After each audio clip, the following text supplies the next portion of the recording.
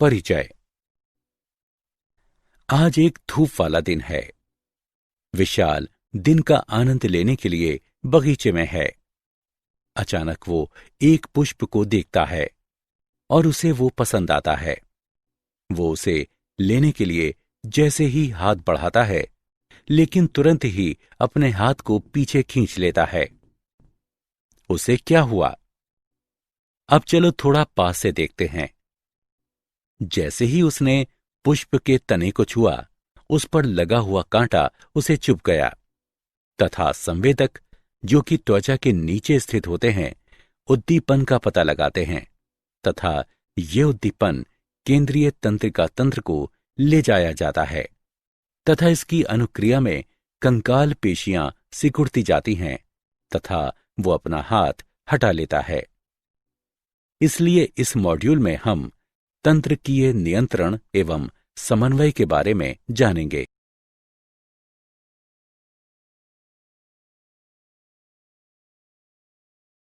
उद्देश्य।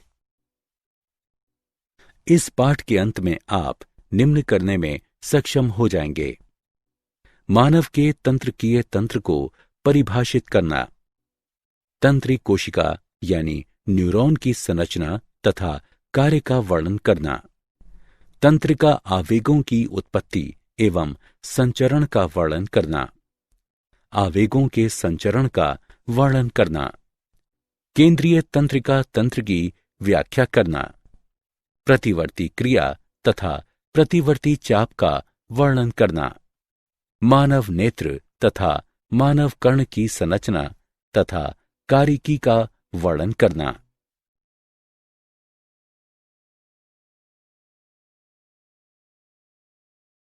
तंत्रिकीय तंत्र।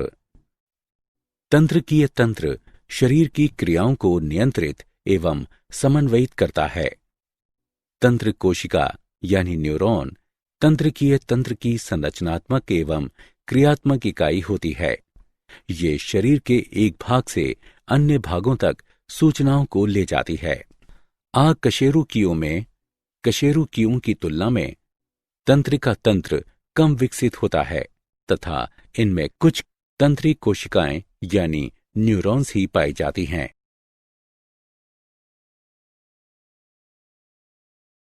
मानव तंत्रिका तंत्र। मानव का तंत्रिका तंत्र दो भागों में विभाजित होता है: केंद्रीय तंत्रिका तंत्र और परिधीय तंत्रिका तंत्र। केंद्रीय तंत्रिका तंत्र के अंतर्गत मस्तिष्क तथा मेरुरज्जु सम्मिलित हैं।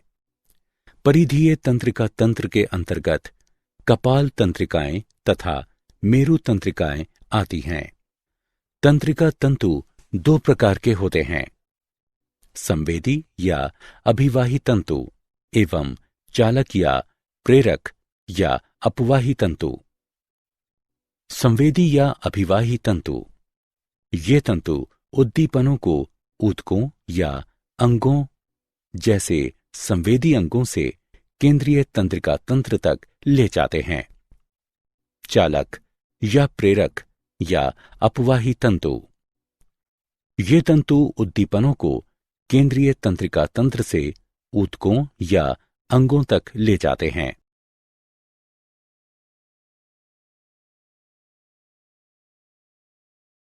परिधीय तंत्रिका तंत्र।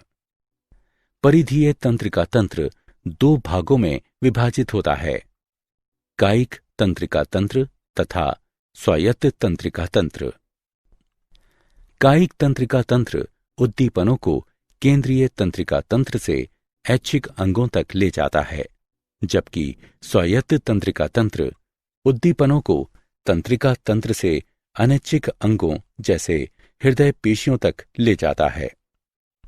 स्वायत्त तंत्रिका तंत्र पुनः दो भागों यानी अनुकंपी तंत्रिका तंत्र और परानुकंपी तंत्रिका तंत्र में वर्गीकृत किया गया है। परानुकंपी भाग कुछ कार्यों जैसे हृदय दर कम करना, प्यूपिल का निर्माण करना आदि को नियंत्रित करता है, जबकि अनुकंपी भाग इसके विपरीत प्रभाव जैसे हृदय दर बढ़ाना आदि दर्शाता है।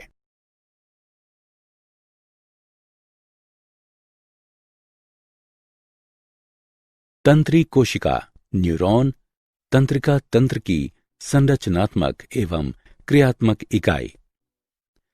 एक तंत्री कोशिका यानी न्यूरॉन के 3 मुख्य भाग होते हैं, कोशिका काय, दुम्राक्ष एवं तंत्रिकाक्ष। ये विशेषीकृत कोशिकाएं सूचनाओं को ग्रहण तथा उन्हें संवहित करने के लिए उत्तरदायी होती हैं। कोशिका काय में कोशिका द्रव्य और प्रारूपिक कोशिकांग और विशेष दानेदार अंगक निसेल ग्रेन्यूल पाए जाते हैं। दुम्राक्ष कोशिका काय से प्रवर्धित होते हैं। वे ग्राहियों तथा कई अन्य तंत्रिक कोशिकाओं यानी न्यूरॉनों से तंत्रिकीय आवेगों को ग्रहण करते हैं तथा इन आवेगों को कोशिका काय की तरफ संवहित करते हैं। एक लंबा तंतु जो कि कोशिका काय से आवेगों को दूर ले जाता है तंत्रिकाक्ष कहलाता है। प्रत्येक तंत्रिकाक्ष के सिरे पर एक बल्ब सदृश संरचना जिसे सिनेप्टी पुटिका कहते हैं पाई जाती है, जिस पर न्यूरोट्रांसमीटर्स पाए जाते हैं। तंत्रिक कोशिका 3 प्रकार के होते हैं, एक ध्रुवीय, द्विध्रुवीय तथा बहुध्रुवीय। एक ध्रुवीय, इनमें केवल एक ही तंत्रिकाक्ष उपस्थित होता है।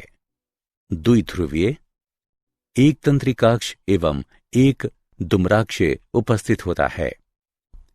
बहुध्रुवीय, एक तंत्रिकाक्ष तथा 2 या अधिक दुम्राक्ष उपस्थित होते हैं। तंत्रिकाक्ष 2 प्रकार के होते हैं, आच्छादी एवं आच्छादहीन। आच्छादी तंत्रिका तंतु श्वान कोशिका से ढके रहते हैं, जो तंत्रिकाक्ष के चारों ओर माइलिन आवरण बनाती है। माइलिन आवरणों के बीच अंतराल पाए जाते हैं, जिन्हें रेनवियर के नोड कहते हैं। जबकि आच्छादहीन तंत्रिकाक्षों में तंत्रिकाक्ष के चारों ओर कोई भी माइलिन आवरण नहीं पाया जाता है।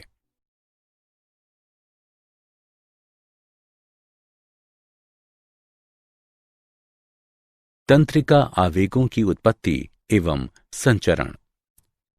एक तंत्रिका आवेग एक संदेश होता है जो कि तंत्रिक कोशिका की जीव द्रव्य झिल्ली में वोल्टेज द्वारीय चैनलों द्वारा आयनों के गतिशील होने के कारण दुम्राक्षों अथवा तंत्रिकाक्षों के साथ संवहित होता है। विद्युतीय विभव के कारण वोल्टेज द्वारीय चैनल खुलते तथा बंद होते हैं, जिससे हम ये निष्कर्ष निकालते हैं कि वे उनके चारों तरफ लगने वाले विद्युतीय आवेश के द्वारा प्रभावित होते हैं। जब तंत्रिक कोशिका न्यूरॉन विरामावस्था में होता है तो कोशिका के अंदर तथा बाहर आवेश अंतर बना रहता है। सोडियम पोटेशियम पंप के द्वारा यह आवेश निर्मित होता है तथा बना रहता है। पंप सोडियम आयनों को कोशिका के बाहर भेजता है, जबकि पोटेशियम आयनों को कोशिका में प्रवेश कराता है। जबकि अन्य चैनल कुछ पोटेशियम आयनों के प्रवाह को वापस कोशिका में भेजते हैं, जहां की सोडियम आयन खोए हुए धनात्मक आवेशों को आसानी से प्रतिस्थापित नहीं कर सकते हैं। इसका परिणाम यह है कि कोशिका के बाहर कुल धनात्मक आवेश तथा अंदर कुल ऋणात्मक आवेश होता है। कोशिका के अंदर तथा बाहर आवेश में अंतर विराम कला विभव कहलाता है। अब जब कोई उद्दीपन दुम्राक्ष पर जीव द्रव्य झिल्ली के साथ छेड़छाड़ करता है, एक तंत्रिका उद्दीपन प्रारंभ होता है, जिससे सोडियम चैनल खुलता है। सोडियम आयन कोशिका में बहने लगते हैं तथा उस स्थान पर आवेश में अंतर को कम करते हैं। यदि आवेश अधिक होता है तो ये अन्य वोल्टेज द्वारीय सोडियम चैनल को इसके पास खोल देता है। जैसे ही कोशिका में कई सोडियम आयनों का संचरण होता है तो वो स्थान झिल्ली को विध्रुवीकरण बनाता है तथा कोशिका के भीतर कुल धनात्मक आवेश तथा कोशिका के बाहर कुल ऋणात्मक आवेश पाया जाता है। ये पड़ोसी वोल्टेज द्वारीय सोडियम चैनलों को भी प्रभावित करता है तथा ये उन्हें खोलता है एवं विध्रुवीकरण झिल्ली के साथ आगे बढ़ता है। क्रियात्मक विभव के पीछे बदलाव विराम कला झिल्ली विभव को पुनः स्थापित करते हैं। वोल्टेज द्वारीय पोटेशियम चैनल बंद हो जाते हैं, जिसके कारण कोशिका से बाहर की तरफ पोटेशियम आयनों का एक तेज प्रवाह होने लगता है, जिससे कोशिका के भीतर पुनः ऋणात्मक आवेश तथा कोशिका के बाहर पुनः धनात्मक आवेश उत्पन्न हो जाता है। सोडियम पोटेशियम पंप विराम कला झिल्ली विभव पुनः स्थापित करता है तथा कोशिका के भीतर तथा बाहर सोडियम एवं पोटेशियम आयनों की सही सांद्रता को पुनः निर्मित करता है।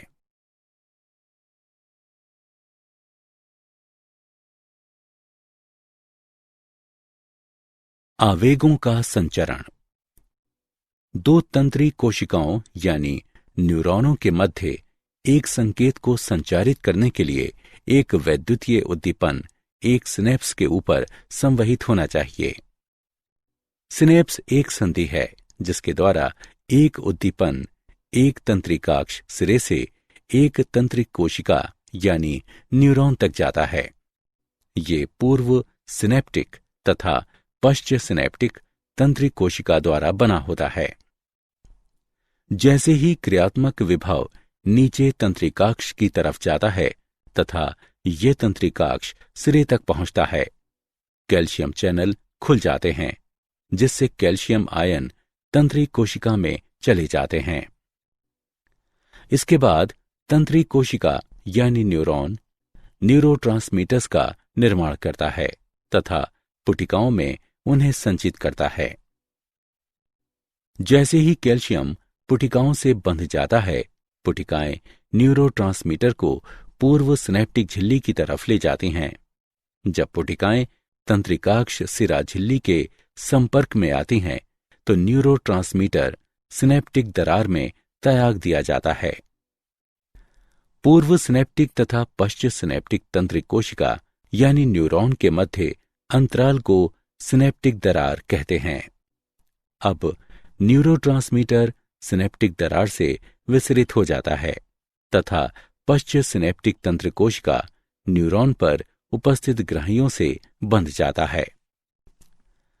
पश्च सिनेप्टिक तंत्रिक कोशिका यानी न्यूरॉन पर पाए जाने वाले ग्रहियों को सक्रिय कर देता है तथा फिर ग्राही सोडियम आयनों को सुसाध्य विसरण द्वारा तंत्रिक कोशिका में प्रवेश करने देते हैं, जिससे पश्च सिनेप्टिक तंत्रिक कोशिका में एक क्रियात्मक विभव उत्पन्न हो जाता है। निष्कासित न्यूरोट्रांसमीटर्स सिनेप्टिक दरार में वापस विसरित हो जाते हैं तथा पुटिकाएं कुछ न्यूरोट्रांसमीटर्स को पुनः चक्रण करती हैं।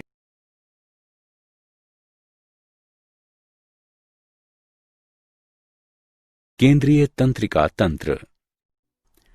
केंद्रीय तंत्रिका तंत्र तंत्रिका तंत्र का एक प्रसारण तंत्र है। ये कपालीय गुहा में स्थित होता है। इसमें संयोजी ऊतक झिल्लियों की 3 परत होती हैं। बाह्य परत ड्यूरामेटर, आंतरिक परत एरेक्नॉइड तथा आंतरिक परत पायामेटर होती है। ये परतें कपालीय मेनिंजेज कहलाती हैं। पायामेटर तथा एरेक्नॉइड के मध्य के स्थान में मस्तिष्क मेरु द्रव्य भरा होता है। मानव मस्तिष्क को 3 भागों में विभाजित किया जा सकता है: अग्र मस्तिष्क, मध्य मस्तिष्क एवं पश्चिम मस्तिष्क।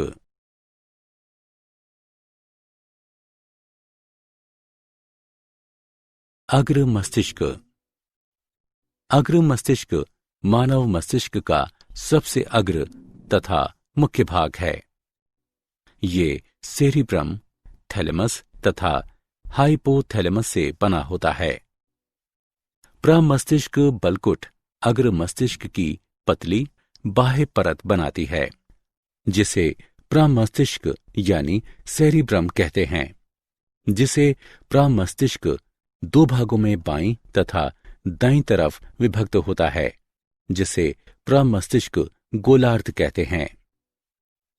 प्रामस्तिष्क बलकुट प्रामस्तिष्क को ढकता है। प्रामस्तिष्क गोलार्ध तंत्रिका तंतुओं के एक मोटे बंडल, जो कि कार्प्स कैलोसम कहलाता है, इनके द्वारा जुड़े होते हैं। प्रामस्तिष्क बलकुट मस्तिष्क के कुल भार का 80% से अधिक होता है। ये सोचने, भाषा का प्रयोग करने आदि के लिए उत्तरदायी होता है।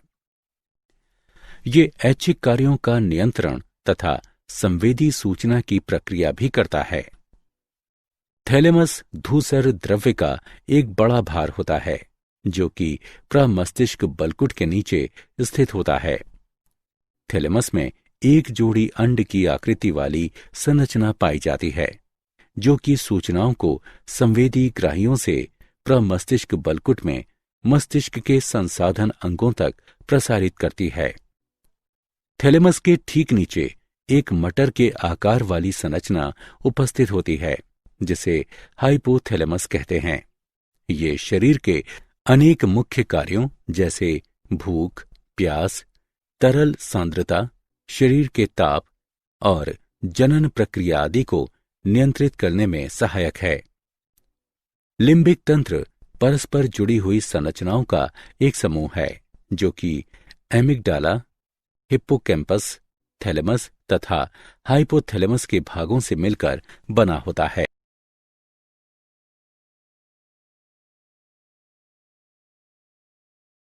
मध्य मस्तिष्क मध्य मस्तिष्क पश्चिम मस्तिष्क के ऊपर स्थित होता है।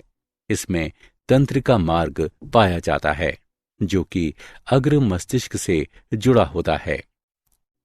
मध्य मस्तिष्क नेत्र पेशियों की स्वतः गतियों में एक महत्वपूर्ण भूमिका निभाता है। मध्य मस्तिष्क के भाग मस्तिष्क स्तंभ का निर्माण करते हैं। रेटिकुलर निर्माण तंत्रिक कोशिका का जाल होता है, जो कि पश्चिम मस्तिष्क से निकलता है। मध्य मस्तिष्क से होता हुआ प्रमस्तिष्क में थैलेमस तक गुजरता है। ये ध्यान, सजगता तथा लैंगिक उत्तेजना को नियंत्रित करने में महत्वपूर्ण भूमिका निभाता है।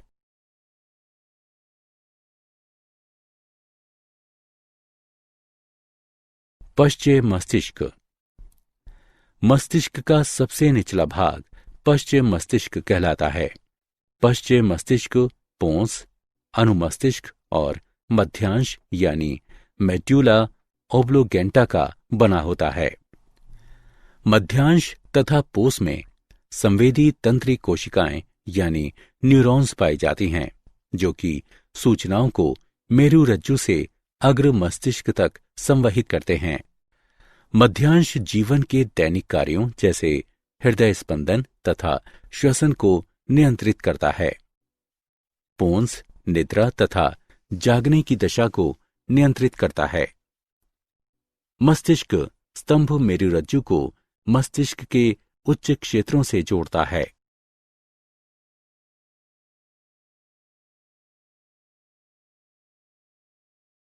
प्रतिवर्ती क्रिया तथा प्रतिवर्ती चाप। प्रतिवर्ती क्रिया तंत्रिका तंत्र द्वारा एक उद्दीपन के प्रति एक त्वरित प्रतिक्रिया होती है। मानव में किसी गर्म वस्तु को छूने पर हाथ को झटके से हटा लेना प्रतिवर्ती क्रिया का एक उदाहरण है। जब घुटने के ठीक नीचे कंडरा पर आघात होने पर टांगों का सीधा होना इसका एक अन्य उदाहरण है। चलो अब प्रतिवर्ती चाप का विस्तार से परीक्षण करते हैं। पहले त्वचा के विशेषीकृत संवेदी तंतु दर्द वाले उद्दीपन का पता लगाते हैं तथा इस सूचना को मेरुरज्जु में तंत्रिका कोशिकाओं को भेजते हैं। ये सूचना एकल संवेदी तंत्रिक कोशिका द्वारा ग्रहण की जाती है। संवेदी तंतु मेरुरज्जु तथा मेरुरज्जु के अंदर अंतःतंत्रिका कोशिका यानी न्यूरॉन के ऊपर सिनेप्स में प्रवेश करते हैं। ये अंतःतंत्री कोशिका यानी न्यूरॉन चालक न्यूरॉनों के ऊपर सिनेप्स को भेजते हैं, जिससे कंकालीय कोशिकाएं नियंत्रित होती हैं।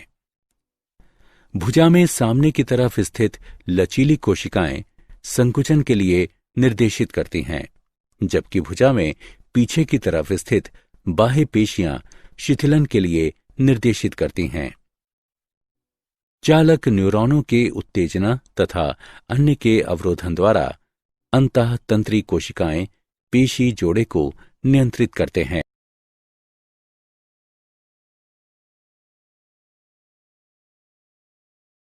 संवेदिक अभिग्रहण एवं संसाधन। नेत्र। एक जोड़ी नेत्र खोपड़ी में स्थित अस्थि गर्तिक, जिसे नेत्र कोटर कहते हैं, इनमें स्थित होते हैं। नेत्र के भाग। मानव नेत्र की भित्ति 3 परतों से मिलकर बनी होती है। बाहरी परत घने संयोजी ऊतक, जिसे स्क्लेरा यानी श्वेतपटल कहते हैं, तथा कॉर्निया की बनी होती हैं, जिसके द्वारा प्रकाश नेत्र के भीतर प्रवेश करता है। मध्य परत 3 भागों से मिलकर बनी होती है: कोराइड, पक्षमापकाय तथा आइरिस। कोराइड मध्य परत का सबसे बड़ा भाग होता है। पक्षमापकाय में चिकने पेशी तंतु पाए जाते हैं, जो कि लेंस की आकृति को नियंत्रित करते हैं तथा आने वाले प्रकाश पर फोकस करने में हमें सहायता देते हैं। आइरिस नेत्र का रंगीन भाग है, जो कि कॉर्निया द्वारा दृश्य होता है। आइरिस में एक गहरा छिद्र पाया जाता है, जिसे प्यूपिल कहते हैं। ये प्रकाश को नेत्र में प्रवेश करने देता है। आइरिस की चिकनी पेशी प्यूपिल के व्यास को नियंत्रित करती है। नेत्र की सबसे आंतरिक परत रेटिना कहलाती है।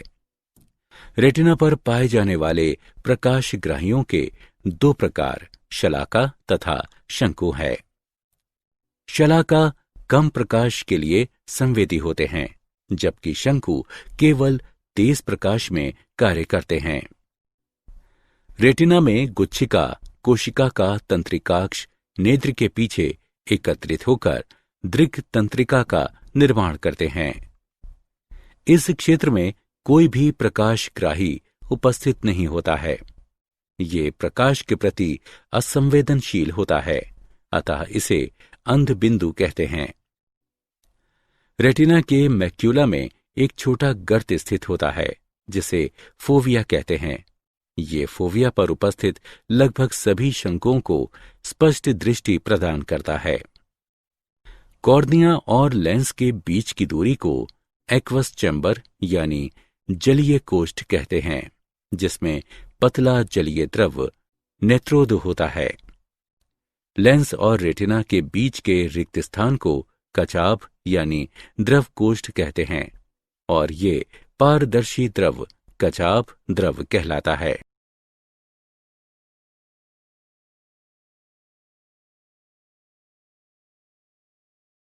देखने की प्रक्रिया। प्रकाश किसी वस्तु से परावर्तित होकर कॉर्निया तथा लेंस के द्वारा नेत्र में प्रवेश करता है तथा फिर प्रकाश रेटिना पर फोकस होता है तथा शलाका तथा शंकुओं में क्रियात्मक विभव उत्पन्न करता है। नेत्र में प्रकाश वर्णक पाए जाते हैं, जो कि ओप्सिन तथा रेटिनल से बने होते हैं। प्रकाश ओप्सिन की संरचना को परिवर्तित कर देता है, जिसके कारण झिल्ली की पारगम्यता भी परिवर्तित हो जाती है।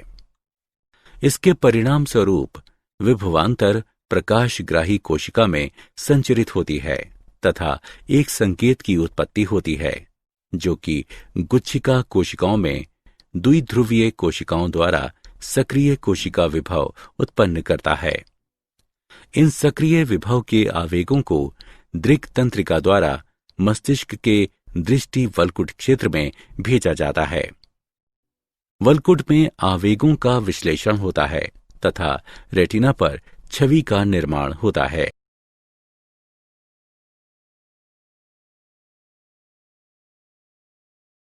कर्ण। मानव कर्ण एक विशिष्ट अंग है। ये दो संवेदी क्रियाएं करते हैं, सुनना और शरीर का संतुलन बनाना। कर्ण की शरीर क्रिया विज्ञान। कर्ण को 3 भागों में विभक्त किया जा सकता है: बाह्य कर्ण, मध्य कर्ण और अंतःकर्ण। बाह्य कर्ण। बाह्य कर्ण उपास्थि की एक अनियमित आकार के टुकड़े को ढकने वाली त्वचा, पित्रा तथा कर्णपाली से मिलकर बना होता है। बाह्य कर्ण में एक छोटी ट्यूब, बाह्य श्रवण गुहा भी पाई जाती है, जो कि ध्वनि तरंगों को मध्य कर्ण तक संचारित करती है। बाह्य श्रवण गुहा त्वचा द्वारा आस्तरित होती है, जिसमें स्वेद ग्रंथियां पाई जाती हैं, जो कि कर्ण मोम का निर्माण करती हैं। कर्ण मोम में बाह्य कण फंसे होते हैं तथा इसमें एक प्राकृतिक प्रतिजैविक पदार्थ पाया जाता है, जो कि कर्ण संक्रमण को कम करने में सहायता करता है। मध्य कर्ण। मध्य कर्ण कपाल के भीतर स्थित होता है। कर्णपटह झिल्ली मध्य श्रवण गुहा को बाह्य श्रवण गुहा से भिन्न करती है। मध्य कर्ण 3 अस्थिकाओं से बना होता है, जिन्हें मेलियस, इंकस और स्टेपीस कहते हैं।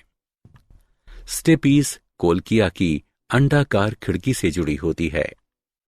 यूस्टेकियन नलिका मध्य कर्ण गुहा को फेरिक्स से जोड़ती है। यूस्टेकियन नलिका कर्ण पटह के दोनों ओर दाब को समान रखती है।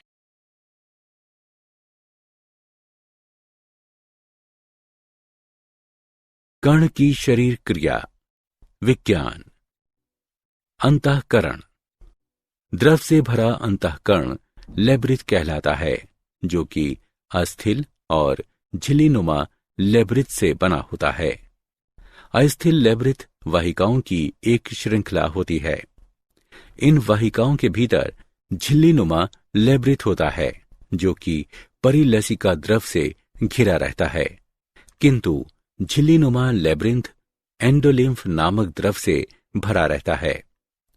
अस्थिल लेब्रिंथ के 3 मुख्य भाग होते हैं: कोक्लिया, अर्धचंद्राकार नलिकाएं तथा वेस्टिब्यूली, जो कि कोलिक्लिया तथा अर्धचंद्राकार नलिकाओं को जोड़ती है। कोलक्लिया में राइजनर्स तथा बेसिलर झिल्ली पाई जाती है। स्टेपीज के पीछे अंडाकार खिड़की पाई जाती है तथा अंतःकर्ण में बाहर की तरफ निकली हुई गोल खिड़की उपस्थित होती है। ऑर्गन ऑफ कार्टाई आधारीय झिल्ली के स्केला मीडिया पर स्थित होता है, जिसमें पाई जाने वाली रोम कोशिकाएं श्रवणग्राही के रूप में कार्य करती हैं। रोम कोशिकाओं का आधारीय भाग अभिवाही तंत्रिका तंतु के निकट संपर्क में होता है। रोम कोशिकाओं की श्रृंखला के ऊपर पतली लचीली टेक्टोरियल झिल्ली होती है। वेस्टिब्यूलर तंत्र 3 अर्धचंद्राकार नलिकाओं और ऑर्गन ऑफ ऑटोलिथ से बना होता है। प्रत्येक अर्धचंद्राकार नलिका एक दूसरे से समकोण पर भिन्न तल पर स्थित होती है। झिल्लीनुमा नलिकाएं अस्थल नलिकाओं के परिलसिका द्रव में डूबी रहती हैं। नलिका का फूला हुआ आधार भाग एम्पुला होता है, जिसमें एक उभार निकलता है, जिसे क्रिस्टा एम्पुलेरिस कहते हैं। प्रत्येक क्रिस्टा में रोम कोशिकाएं होती हैं। लघु कोश और यूट्रिकल में उभारनुमा संरचना मैक्यूला होता है।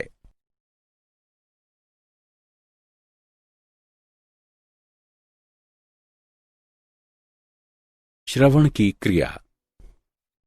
ध्वनि तरंगे बाह्य कर्ण द्वारा प्रवेश करती हैं तथा कर्णपटे तक पहुंचती हैं।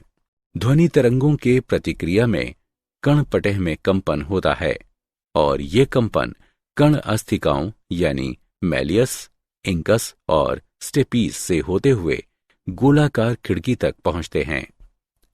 गोलाकार खिड़की से कंपन कोक्लिया में भरे द्रव तक पहुंचते हैं, जहां वे लिम्फ में तरंगे उत्पन्न करते हैं।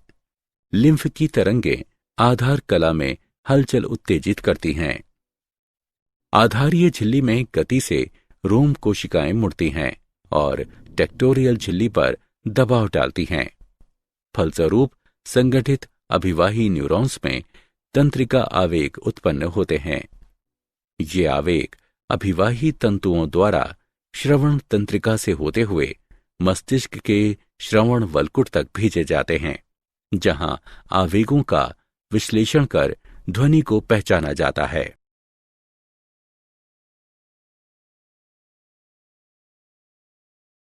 क्या आप जानते हैं, मेलियस, इंकस तथा स्टेपीस मानव शरीर की सबसे छोटी अस्थियां होती हैं तथा जन्म के समय ही ये पूर्ण आकार की होती हैं। टेम्पोरल अस्थि शरीर की सबसे घनी अस्थि होती है। मानव नेत्र प्रत्येक घंटे में 36,000 बिट्स सूचनाओं की प्रक्रिया कर सकते हैं।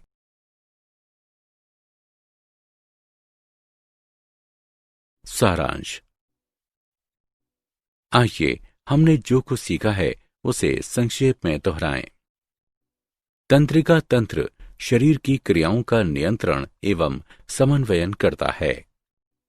मानव तंत्रिका तंत्र दो भागों, केंद्रीय तथा परिधीय तंत्रिका तंत्र से मिलकर बना होता है। केंद्रीय तंत्रिका तंत्र को मस्तिष्क तथा मेरुरज्जु में विभाजित किया जा सकता है, जबकि परिधीय तंत्रिका तंत्र को कायिक तंत्रिका तंत्र तथा स्वायत्त तंत्रिका तंत्र में विभाजित किया जा सकता है। तंत्रिक कोशिका यानी न्यूरॉन के मुख्य भाग तंत्रिका काय, दुम्राक्ष तथा तंत्रिकाक्ष हैं। तंत्रिका आवेग एक संदेश होता है जो कि तंत्रिक कोशिका के दुम्राक्षों एवं तंत्रिकाक्षों के साथ संचरण करता है। दो तंत्रिक कोशिकाओं के मध्य एक संदेश के संचरण के लिए सिनेप्स के ऊपर एक वैद्युतीय आवेग का संचरण अवश्य होना चाहिए। मानव मस्तिष्क को अग्र मस्तिष्क, मध्य मस्तिष्क एवं पश्चिम मस्तिष्क में विभाजित किया जा सकता है।